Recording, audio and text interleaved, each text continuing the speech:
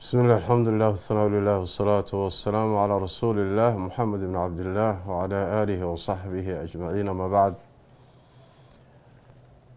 بمناسبة عيد الأضحى وعاوة ينصوق شيء أيها شعرهي إنان وهنبليه والتهنيديه دمان أمد مسلم كأهمير البيتشوغان قارهان أمد الصوماليات meel walbo ay ku nool yihiin dibad iyo gudaba.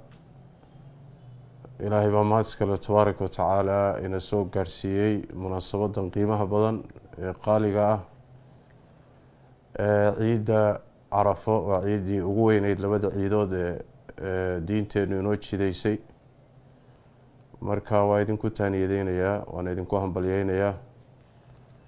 ilaahayna tabaaraka wa tacaala khayrkeeda hayna waafajiyo. munaasabadan oo munaasabad qaali ah oo munaasabaadka ay diinteenu weyneysay shacaa'irta ka mid ah. tahniyadeeda kadib waxaan jeclahay inaan dhowr qodob aan dul istaago. qodobka koobaadi waxa weeye munaasabada ciidu waa munaasabad salka ku haysa cibaado iyo diin iyo alle ka cabsi. sidaas daraadeed dadka muslimka ah xusida ay maalintan xusayaan iyo damaashaadka iyo faraxa iyo waa inay aada u ilaaliyaan oo ilaahay tabaaraka wa tacaala sharcigiisa iyo xuduudda diinta inay ilaaliyaan. oo maalmahan oo kale aada waxaa u dhaca tajaawusaad iyo xadgudub iyo khaladaad fara badan baa dhaca. arrinkaa isagaa marka in aada looga digtoonaado. maanta oo carafa ah waa soomanayn, maalmihii ka horreeyay ilaa bishii intay dhalatay kheyr badan baa la waday. marka 100 sano bakti ku afur yayna inagu dhicin wanaageeni insha allah ayayna xumaan ku khatimin. faraxaas iyo damaashaadkaasi khaladaadka dhex galaya iyo mukhaalafaadka shareecada laga ilaaliyo. gaar ahaan maalmahan dambe maalmaha xorriyadda soomaalida ayaa ku dhex jira oo midna tagtay midna soo socoto.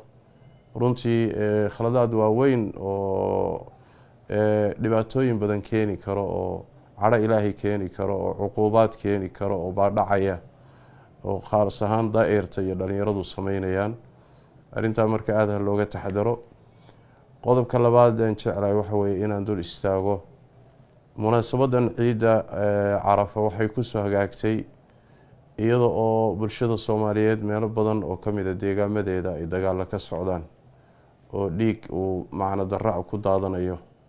waxaad moodaa inaynu dib u noqonnay oo muxuu ahaayey bilowgii goortii dagaaladii qabaa-ishu bilowdeen in dib loogu laabtay khilaaf iyo kala fogaansho iyo dhiig bilaash ku daata iyo burburkii baad moodaa in dib loogu sii noqday.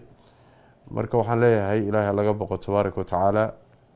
iyada oo hadda munaasabadan ciidda lagu jiro maalmaha weyn lagu jiro baa dhiig daadanaya oo meelaha qaarkood madaafiic lagu garaacaya oo dhiig ku qubanaya oo qaxu socdaa oo aafaadkaasi dhexdeena ka socdaan. marka ilaahay laga boqo tabaaraka wa tacaala.